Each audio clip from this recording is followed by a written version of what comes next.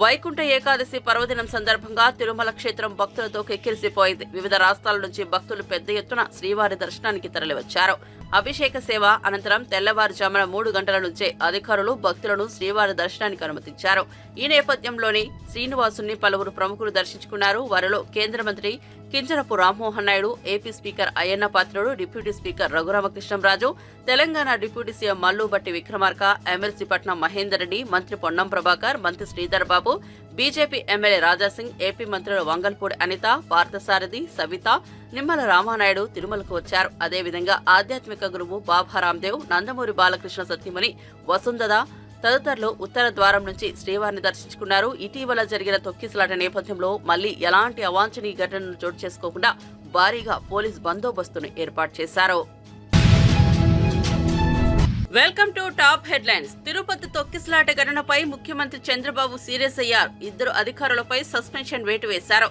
DSP Ramana Kumar, గోశాల director Harinath రెడ్డిలను suspend చేశారు. ఈ సందర్భంగా చంద్రబాబు మాట్లాడుతూ కొంతమంది అధికారులు నిర్లక్ష్యంగా వ్యవహరించారని మండిపడ్డారు. డీఎస్పీ రమణ కుమార్, గోశాల డైరెక్టర్ హరినాథ్ రెడ్డి బాధ్యత లేకుండా పనిచేశారని అందుకే సస్పెండ్ చేస్తున్నట్లు తెలిపారు. వీరే కాదు, SP Subbarayudu, JEO Gautami, TTD ముఖ్య భద్రతాధికారి శ్రీధర్ ను ట్రాన్స్ఫర్ చేస్తున్నట్లు తెలిపారు. తొక్కిసలాట ఘటనపై జ్యుడిషియల్ విచారణకు ఆదేశించినట్లు తెలిపారు. ముగ్గురిని తక్షణమే ట్రాన్స్ఫర్ చేస్తున్నాం.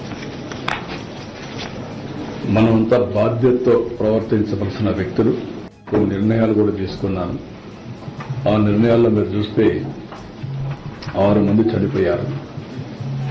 వాళ్ళ కుటుంబాలకి నా ప్రగాఢ సానుభూతి తెలియజేస్తున్నా. అదే సమయంలో 6 కుటుంబాలు కూడా ఎస్ లావణ్య విశాఖపట్నం, శాంతి విశాఖపట్నం, బుద్ధేటి నాయుడు బాబు నర్సీపట్నం, రజని విశాఖపట్నం, నిర్మల తమిళనాడు స్టేట్ కోయంబత్తూర్, అదే మరిగా మల్లిగా వీళ్ళు మెట్టు సేలం. వీళ్ళు మొత్తం 6 మంది చనిపోయారు.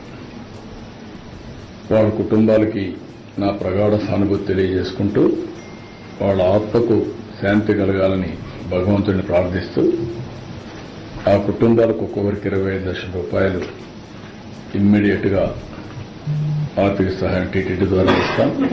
25 లక్షల రూపాయలు బోర్డు కూడా చెప్తున్నాను, వాళ్ళు కూడా వర్కౌట్ చేసి చేస్తారు. వాళ్ళకందరికి కూడా కాంట్రాక్ట్ ఉద్యోగం 6 మందికి 6 ఉద్యోగాలు ఇచ్చేట్టుగా ఇక్కడ కానీ తమిళనాడులో కానీ ఆ ఎంప్లాయ్మెంట్ కూడా ఇస్తారు. ఈ 2 కూడా వాళ్ళు మన టీటీడీ చేస్తారు. ఇంకొక పక్కన ఇద్దరికి కొంచెం సీరియస్ అయినాయి, దెబ్బలు అయినాయి. వాళ్ళిద్దరికి ఒక్కొక్కరికి 5 లక్షల చొప్పున ఆర్థిక సహాయం చేసి వాళ్ళ ఆరోగ్యం మెరుగయ్యే వరకు ప్రభుత్వ ఖర్చులతోనే మొత్తం చేస్తాం. వాళ్ళకి 5 లక్షల రూపాయలు ఇస్తాం. మిగిలిన వాళ్ళు దగ్గర మీరు చూస్తే ఆ 2 కూడా తిమ్మక్క, 2 ఈశ్వరమ్మ, 33 మందికి ఇంజరీస్ అయినాయి. ఆ 33 మందికి ఒక్కొక్కరు 2 లక్షల రూపాయల చొప్పున ఆర్థిక సహాయం చేసి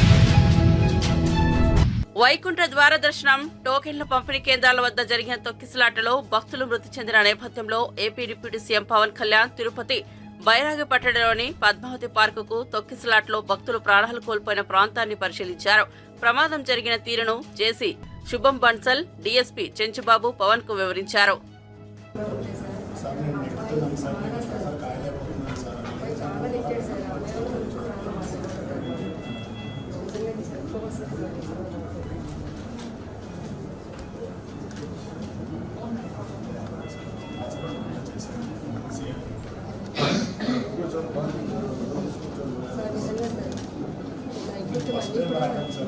క్యాన్సిల్ అయిపోయింది చెప్పేది ఆ అమ్మాయి తీసుకోవట్లేదు సార్.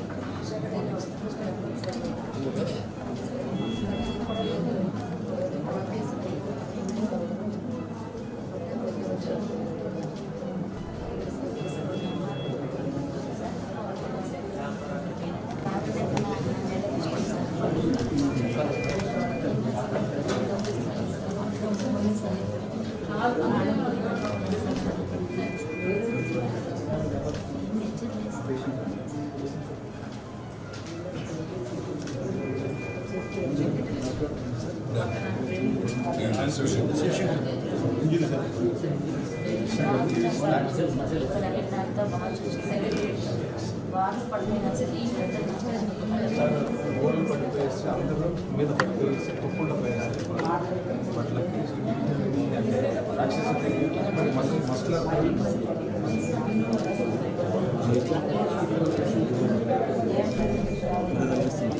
పదహైదు సార్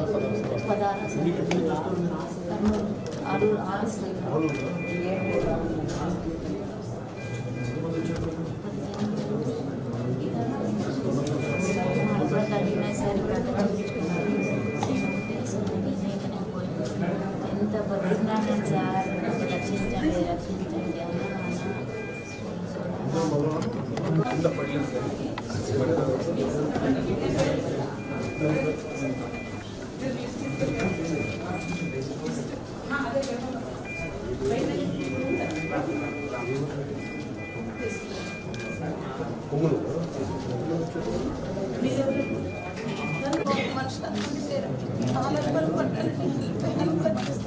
ఎవరు చేపట్టుకుని రాజుగా లాగేసిందని నేను వెళ్ళలేకపోయాను. కారు మీద ఇక్కడి నుంచి ఇక్కడ మనుషులు ఉన్నారని ఇంకా ఎలా చేస్తా కూడా తెలియదు. వెళ్ళిన కాలం లేకపోతే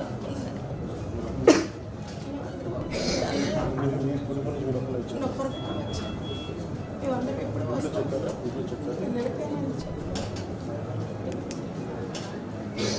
టెన్షన్ చనిపోయారు.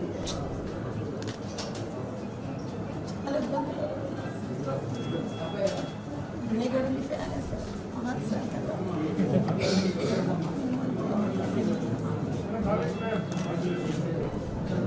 చాలా అంటే ఇదంతా పడిపోయింది సార్. ప్రజలు బాడీ ముందు పడిపోయాను.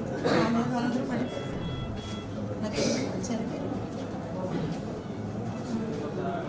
చాలా కష్టం ఫేస్ చేశాను సార్. బతుకుతాను కూడా అనుకునేది నేను. అక్కడ స్టూడెంట్స్ అంటే నేనే చేతి పట్టుకుంటేదాన్ని నాకు వాళ్ళు హెల్ప్ చేయాలి. ఆ సిచ్యువేషన్ 12 గంటలు ఆడుకునేవాడు అదే బయట మధ్యలో పడవాలంటే మధ్యలో ఇంకా మిగతా సినిమా బస్తాలు పడుతుంది. చాలా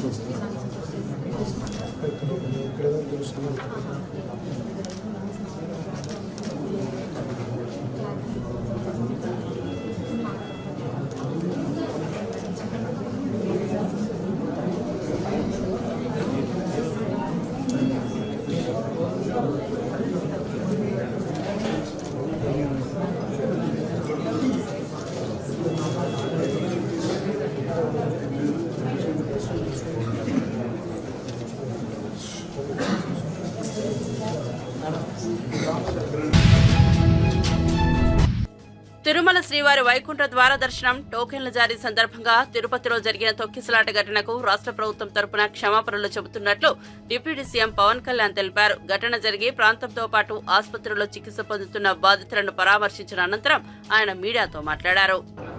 మనస్ఫూర్తిగా రాష్ట్ర ప్రభుత్వం క్షమాపణలు అడుగుతుంది. 2 చేతులెత్తి క్షమాపణలు అడుగుతుంది. జరగకుండా ఉండాల్సిన సమయం ఇది. చాలా ఆనందంగా దర్శనం చేసుకొని వెళ్ళిపోవాల్సిన సమయం ఇది. ఇలాంటి సమయంలో ఇలా జరగటం, లోపల ప్రతి ఒక్కరితో మాట్లాడితే నాకు అర్థం కానిది ఏంటంటే ఎప్పుడు ఇలాంటి దుర్ఘటన జరగల.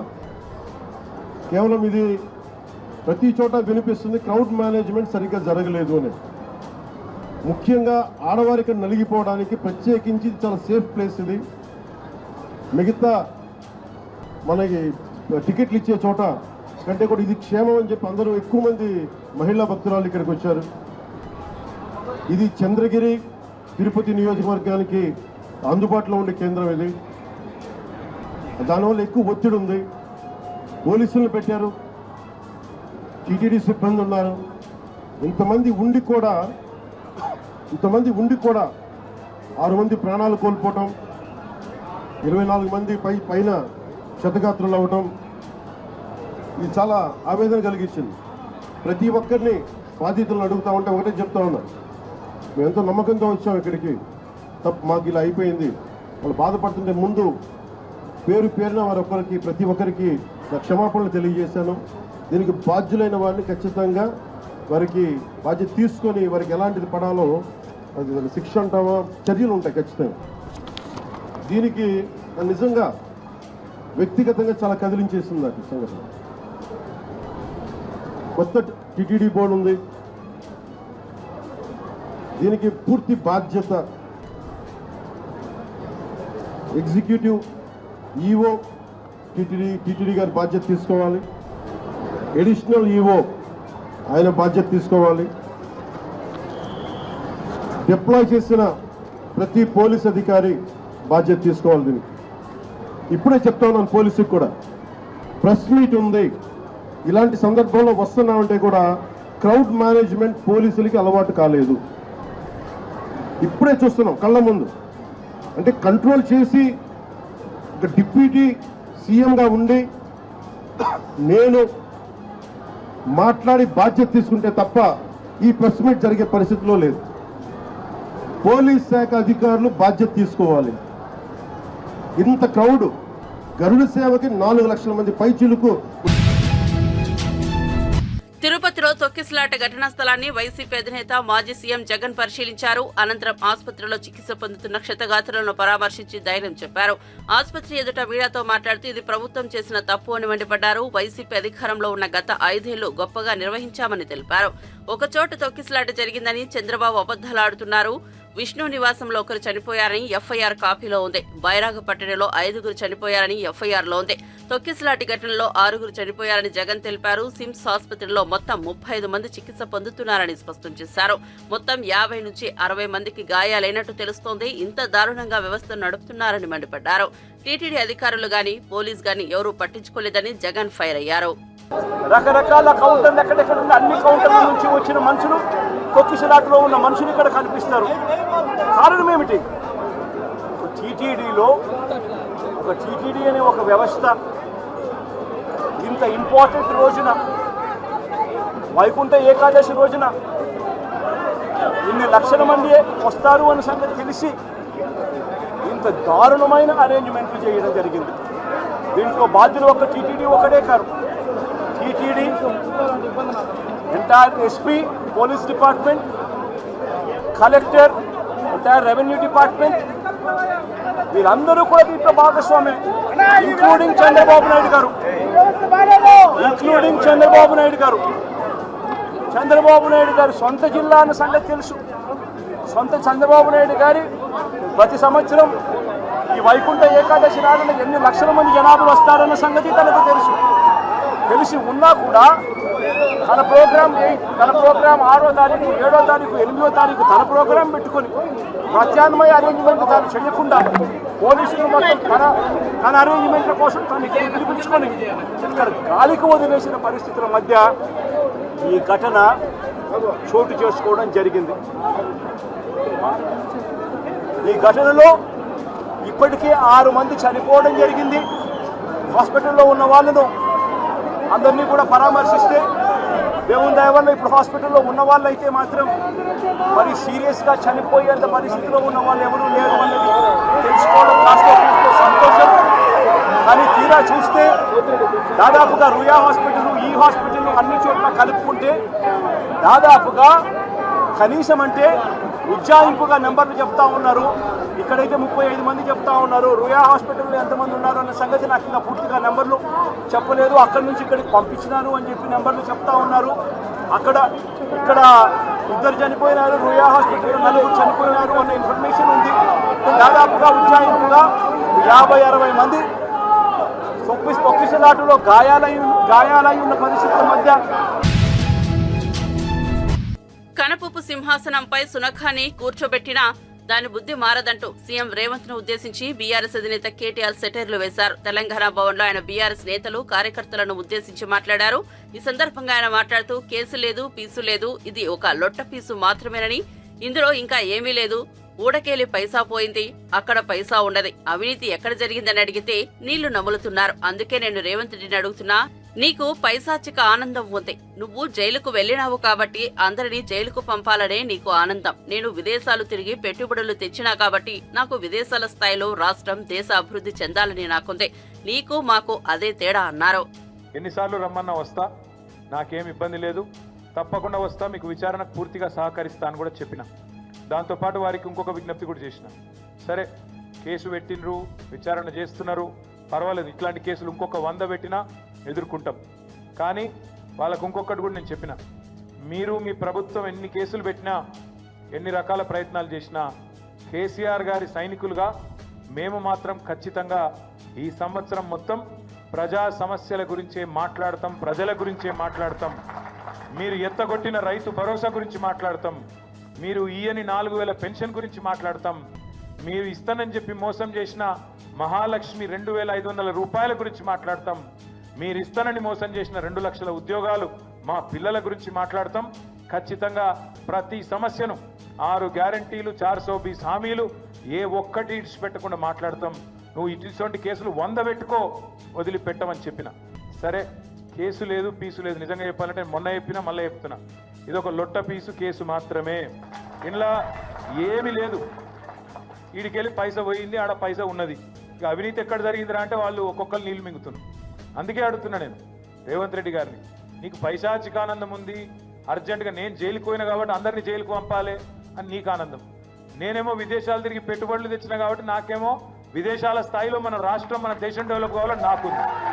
నీకు మాకు తేడా అది. ప్రపంచ పటంలో హైదరాబాద్ని పెట్టాలి, తెలంగాణను పెట్టాలనేది మా నాయకుడు కేసీఆర్ కమిట్మెంటు, మా కమిట్మెంట్. మేము నీలాగా 50 లక్షల రూపాయలతో దొరికిన దొంగలం కాదు, నీలాగా లుచ్చా పనులు చేసిన వాళ్ళం కాదు. నీకు భయపడేటోడు ఎవడు బీఆర్ఎస్ పార్టీలో తెలంగాణలో లేడు. మీరు చూస్తుండ్రు, నేను చెప్పుడు కాదు, మీరు చూస్తుండ్రు. రాష్ట్రంలో ఎవడు కూడా రేవంత్ రెడ్డిని ముఖ్యమంత్రి కిందనే చూస్తలేడు. మీరు ఇక అంటే మళ్ళీ ఇంకొని కేసు పెడతాడు, వాని లోపలెత్తాడు. నేను అనా ఆయన ఎవరో మర్చిపోయిండు పేరు అని నేను అనా. ఎందుకన్నా అంటే నిన్ను ఎవడు నేను ఏమంటున్నా అంటే నిన్ను ఎవడు గుర్తే పడతలేడు. నేనేం చేస్తా దానికి? సంవత్సరం తర్వాత కూడా నేను ఎవడు దేకపోతే నేనేం చేయాలి దానికి? ఇప్పుడు పెద్దలు ఎప్పుడో చెప్పారు, అందుకే కనకపు సింహాసనంలో శునకాన్ని కూర్చోబెడితే దానికి. వైకుంఠ ద్వారదర్శన టోకెన్ల జారీ సందర్భంగా తిరుపతిలో జరిగిన తొక్కిసలాటలో 6 భక్తులు చనిపోగా పలువురు గాయపడిన ఘటన దురదృష్టకరమని బీఆర్ఎస్ నేత, మాజీ మంత్రి వి శ్రీనివాస్ గౌడ్ ఆవేదన వ్యక్తం చేశారు. మృతుల కుటుంబాలకు ఆయన సానుభూతి ప్రకటించారు. లోపాలను సరిదిద్ది ఇలాంటి దుర్ఘటనలు పునరావృతం కాకుండా పటిష్ట ఏర్పాట్లు చేయాలని ఏపీ సర్కార్ను సూచించారు.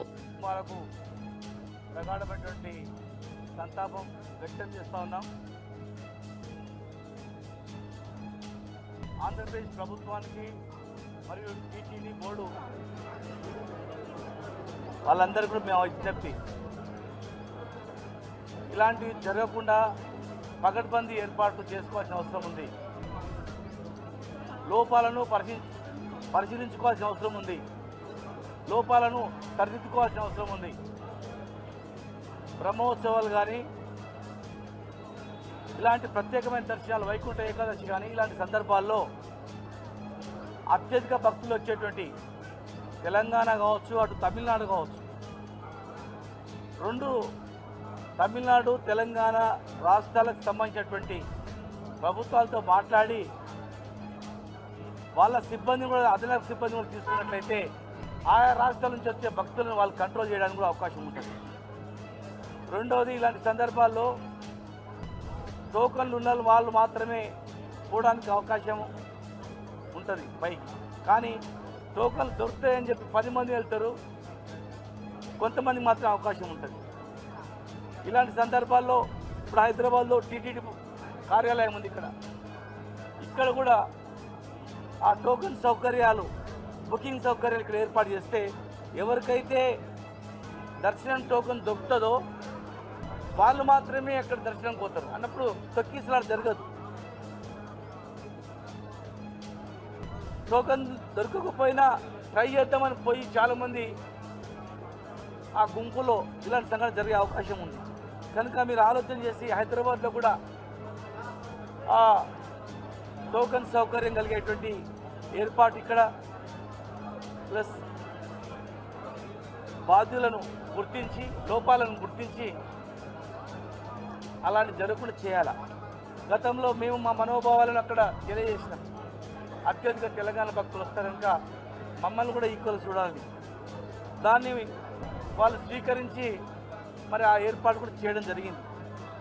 చాలామంది రకరకాలుగా విమర్శలు మాట్లాడినా అంతిమంగా వాళ్ళు ఆలోచన చేశారు, వీళ్ళు అడిగిన దానిలో ధర్మం ఉంది, అత్యధిక తెలంగాణ భక్తులు వస్తారు కనుక ఆ భక్తులకు, సామాన్య భక్తులకు కానీ ఇతరులకు కానీ ఈక్వల్గా చేద్దామని చెప్పి చేయడం జరిగింది. ఈ విషయంలో కూడా మేము చెప్తా ఉన్నాం, ఆ ప్రాంతంలో దేవుడు ఉండొచ్చు, కానీ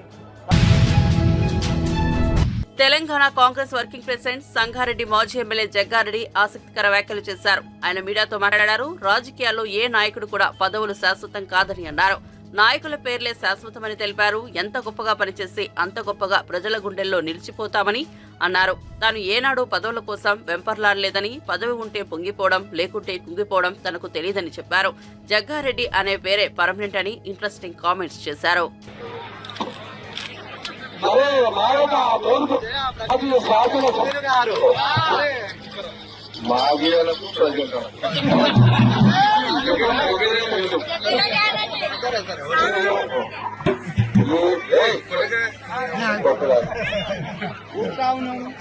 జగ్గారెడ్డి అనేది పర్మనెంట్.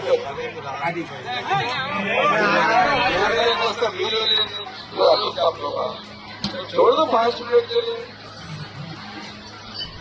జగ్గారెడ్డి అనేది పర్మనెంట్. మాజీ ప్రజెంట్ అనేది చెప్పలేదు. అర్థమైంది అందరికీ చెప్పలేదు. అలాగే నాకు నచ్చినది ఓన్లీ మన పేరే. ఈ పోస్టులు వస్తాయి, పోతాయి. ఈ పోస్టులు చూసి కుంగిపోయేది కాదు, పోస్టులు లేవని కుంగిపోతుంది కాదు. అర్థమైంది అందరికీ.